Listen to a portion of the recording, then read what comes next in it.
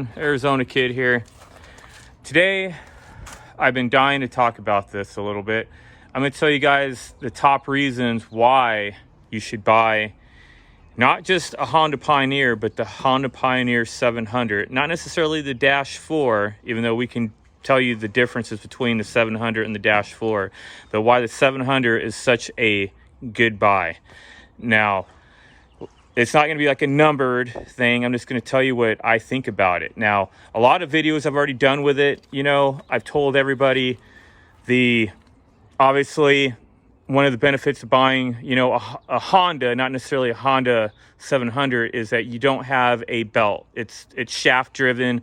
It's like your car or your truck or anything like that you own. It is shaft driven. It doesn't have a belt that can heat up and snap and so on and so forth. So that's just a common thing that everybody should just know about Honda in particular. But this is actually going to be talking more about why I think the 700, even over the 1000, the Honda 1000 or the Honda 500, you know, or the I think there's even a Honda 520 now, why this one's your better kick, especially for your buck on it. But I just wanted to mention other little things of why it's one of the better ones also, which I just said was the drivetrain on it. You know, is obviously one of the big things. And then also, once again, Honda reliability. I always talk about that. They are very, very reliable engines. The 700 engine on it has been around for a very, very long time. It is very reliable. You know, it's even been around longer than the 1000 engine has been around. Even longer than the 520, technically, since it was an upgraded bore engine. Now, it's probably about the same history if you start backing up to like the 500 and all that. I'm not 100% on that, but it's just saying that they're all very reliable, but the 700 has been around for a very, very, very, very, very long time. You like the finger action there? It's been around for a very long time. So, but once again, you know, Honda is always known for its reliability, you know, go Honda. And it's also always been known for having a solid drive shaft on it. So, you know, that's with every Honda. Now you're saying, well, why is the Honda 700 better for my best bang for my buck? You know, when you talk about, once again, go back to the engine. The engine's been around a lot longer than the other engines have been around, at least one of the top engines that's been around for a very long time. And it's also that it's the price point on it, you know, on this machine. You know, you're talking like $15,000 for this machine, and you get a 700 engine in it. That right there alone should entice you. Now everybody goes, well, I can get a 500 or the 520, and I'm saving about, you know, maybe $5,000 to $3,000. Yeah, but start looking at specs. Look at size difference, the size to your cab size, you know, and all that could be a very good preference. That could be a preference. Well, what do I want? Do I want a smaller cab? Do I want a bigger cab? And this is where it gets very, very particular to what you want. But if you're looking for a happy middle, and maybe why this machine has been around so long is because it is a happy middle on it. You almost get the size cab that you would get with 1000 for like $10,000 cheaper, and it's way bigger than a 500. You know, I can even give you a web or a YouTube channel to go watch his channel, because he drives around in a 500, and this huge difference in size. Width on it, you know, I wish I could sit here and spit out numbers, but if you go and look it all up, you're going to be telling, oh, well, this guy knows what he's talking about. Yeah, the 500 is like almost closest to the width of my Honda Pioneer right here, or my Honda Foreman right here. So yeah, you know, this is the most closest to the 1000 size that you're going to get with any at least Honda machine on it. You know, and then people go, well, why don't I buy the 700, you know, Viking that is made by Yamaha? Well, once again, we go backwards to where you don't have a solid drive shaft. You don't have, you have to worry about belt driven, and then also reliability. Even though I'm not slamming Yamaha, Yamaha is probably my second favorite out of all the machines. I'd even pick a Yamaha before I'd even go apply a Polaris Ranger. And that's just, once again, guys, don't start going crazy in the comments. That's just all my personal preference right there on it. I don't want you guys to like start slamming and going, well, I believe that. Well, yeah, go ahead, put that in there if you believe. This is, once again, this is just my opinion. This isn't the way of the land or nothing like that. I'm giving you my opinion because I think a lot of people get kind of bent on which one they want. You know, do they want the 1,000? Do they want the 500? You know, when they're talking about size, do they want the medium sized machines? You know, some people want like the big General, you know, is this General a Polaris or is it a Yamaha? I don't remember now. That's a good question. I'm confusing myself now. But, you know, some people want the bigger, fancier ones on it. And a lot of people get stuck on that 1,000cc, mainly because it's a twin cylinder. And then mainly because all the horsepower they're getting. I'll tell you what, I've been on so many trails. When you go watch my trails, that where people are with the thousands, that's all to me. I mean, if I was maybe going to the dunes and I was going to be a dune guy, I would definitely probably look at, I wouldn't even think at all of any whatsoever Pioneer. I would go for the Talon. And I think that's what happens is people get these big 1,000 machines and then they want to go out to the desert and do 70 miles an hour on a desert rocky trail.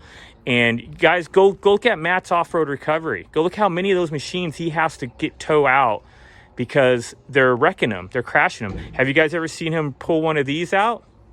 No, because you don't put these in the dunes like that. And that should make total big sense to you guys. Then why do you want one of those machines and go driving it on the trails where you should be doing maybe 20 at the most, 25, maybe 30 at the most? And that's crazy speed. So this machine is definitely what I call, and once again, Arizona off-trail, keep it calm, going easy speed. And there's even some places that I watch other videos that you would even say they should be going slower. You know, to have all that power and speed, go to a racetrack, go to the dunes where you have wide open area to go crazy on it. But anyways, wow, did I get off on a tangent with that?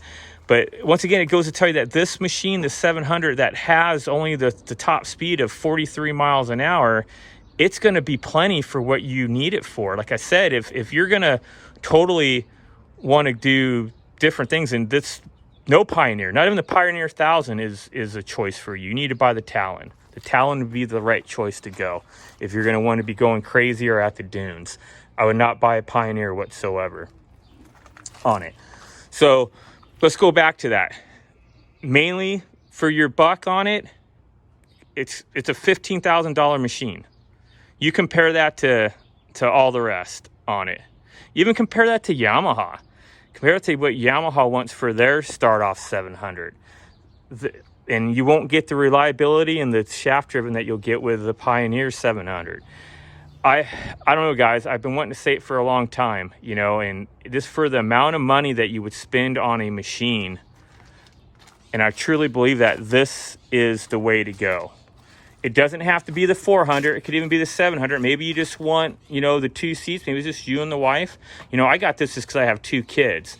And I probably use it way less with the wife and 2 kids. It's mainly just for me. But even this 700, I'm talking mainly about the engine, the width, the size of it. You know, this thing is just, I call it my little mule. It's just a killer machine, especially for the price on it and what you get on this thing.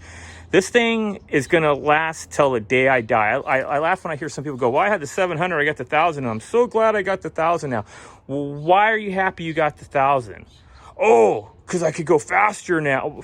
Okay. Well, I don't need to be going with a utility vehicle 70, 68 miles an hour. And then they get mad when I say that. And it's just, once again, it's my personal preference. I don't need to be going that fast with it, you know, whatsoever. I'm glad that mine can only do a certain speed. It keeps me out of trouble, safe, especially happy with the wife. And I'll have this machine, like I said, till the day I die. It's going to last that long. It's not going to have any issues with it. As long as we don't stop making fuel, this machine will last till the day I die. And that's just really honest to God truth. It's just going to last that long. Now, Does that mean a Yamaha 700 wouldn't last that long? Yeah, I'm sure. Possibly, yeah. You know, on it, the biggest thing that separates this that I feel with Yamaha isn't even really the shaft-driven part of it. It's all that belt-driven on it. And I feel like I'm going to jump guns here and say this, but with Yamaha, if anybody wants to jump down a Yamaha, Yamaha has, you know, let me check my son real quick because he's swimming over here and I don't hear nothing. So, there he is. Make sure he's still alive in the pool. Sorry, squirrel. But Yamaha does have a 10-year warranty on their belt. Can-Am don't have that. Polaris don't have that. So, you know, that's a big deal with Yamaha that I love that they have that 10-year on their belt on it.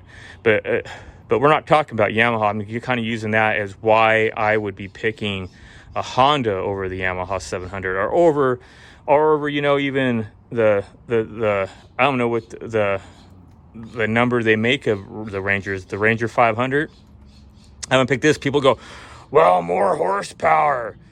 You know, this only has 30 something horsepower, and the Ranger 4500 has 44 horsepower. You know what's funny? I owned, is it the 570? It's the 570. There it is, the 570 Ranger. Because I owned on this one, I used to have the Sportsman 570 Polaris, and I bought the Foreman 520. And people are going, oh my gosh, you went from 44 horsepower down to, what does that thing have? Maybe 32, 33? I don't know. I think it has something like that. And I'm like, yeah. And they're like, can you tell the difference? No. It goes everywhere I took the 570. It does everything the 570 did. You know, maybe it only does, you know, I think that tops out like in the 50 somewhere. Maybe it doesn't do 60 or something like the other one did. Maybe it doesn't goose a little bit quicker off the gun. But what, does anybody get what I'm trying to get at? What's the point?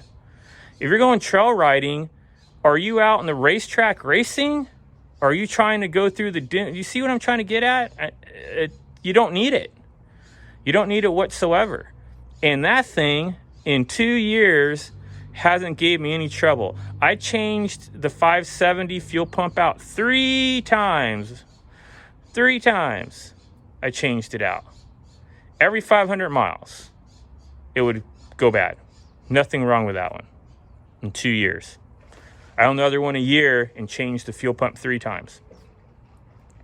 And this had a year warranty, and the Polaris only had a 6 months. And it's kind of funny that the fuel pumps had to be changed 3 times in 1 year. Guess how many times that they paid for? Once. Yep, you guys get my point. But once again, you know, what are you getting it for? Because so you can tell everybody you have more. This thing's going to do what the other one does. I've never seen one not go up a hill or do what it's supposed to do. You know, it's all about someone trying to, and it's almost funny when I watch the videos where people are comparing them to one another and they're going on trail rides, and there's some of those out there. It's such a minimal amount, you can't even tell the difference on it. That's what's comical to me. So once again, for your money for your buck, this thing, the cost of the 700, even over its other brothers, cousins, I should say, even on the Honda side, you know, like I said, the 1000 and the 520 and the 500, I would still pick the 700. It's a happy middle. I would still pick it over the other brands because we already said that, because the drivetrain and the reliability of their engines. But even its own cousins, I'd pick it because it's just a happy middle on it. You don't need that big O machine, especially if you're looking at the Pioneer classes. You don't need that 700. Now, maybe if you're going to have 5 people in it all the time, that would be the only reason I might tell you, well, I'd probably get the 1000. Like, I got a friend and he's got 1000, but he takes his family with him 90% of the time. That makes sense to me. I mean, guys, that's the top reasons I would buy this machine. It's a happy middle. The price, $15,000, you know, and everything it does. Oh, something I didn't realize it does. A lot of times I'd be driving it, and I thought when you have this thing and this is the upgraded version of the 700. Also, it's got the paddle shifts. I didn't know you could have it in regular drive and just down gear it without having it in manual. Can you guys see that? And it just down gears itself. And then if you ride for a while, it'll just go back to D drive computer wise and kick it back and start shifting on its own again. That's kind of cool when you're going downhill or you need immediately to down gear it. It's kind of nice, you know. I didn't know it did that. I kind of learned that just recently, and it's like, whoa, I've been driving this thing like wrong. So that's kind of cool that has that. I wish my truck could do that. I mean, I guess a truck you can always down gear, you know, from drive down to third or something like that. But this one you can actually even up gear. So if it's like riding low in first gear and you just want to get it to second quicker, you can up gear it too with just the paddle shifts. Kind of cool little thing there. But yeah, well, I get off on tangents easy with that. So guys, once again, top reasons: price, reliability of that 700 engine on it, obviously drive shaft on it, and the middle class size is all that you need. You know, I could actually put 5 people in this comfortably. The only thing that stinks about it is you don't have a seatbelt for the person sitting in the middle, and in today's world, you get pulled over, it's the law to have a seatbelt. So yeah, but I could fit it. That's I bet you the difference between the width of this seat and the width of the 1000 is probably, we're talking inches. So that's what I'm trying to tell you guys. The 700 is your best bang for your buck. And you guys have any questions? You know, this video has been going on long enough. You know, let me know. I mean, I could ramble on and kind of review how everything's been going with everything else. Look at that nice scratches on this windshield. If I would have paid money for this, I'd be so ticked off. Yeah, that's a whole nother video I should do one day. But yeah, let me know what you guys think. I swear this is the machine to buy. So once again, go Honda Pioneer 700 Honda -4, man. All right, that was too funny. I literally went to go take a picture of it, and there's a button you hit, and I hit the button to stop the video. How do you guys like the shirt? Arizona Kid shirt, huh? You guys think I should make those and sell them? I kind of did this one as a test run just for fun, but it's actually a pretty nice shirt. Wish I could step back. It's like kind of like a sportsy kind of shirt. Shows my man boobs really nice. Just joking, guys. But yeah, anyways, once again, go Honda Pioneer 700. It's definitely the machine I would tell you guys to buy. If you guys called me and said, hey, what should I get? The 500, 520, 1000, 700? This would be the one. That's what I'd tell you. So like I said, I'm rambling on because that's what I do. So everybody keep the powder dry, and I'll see you on the next one. Thanks for watching.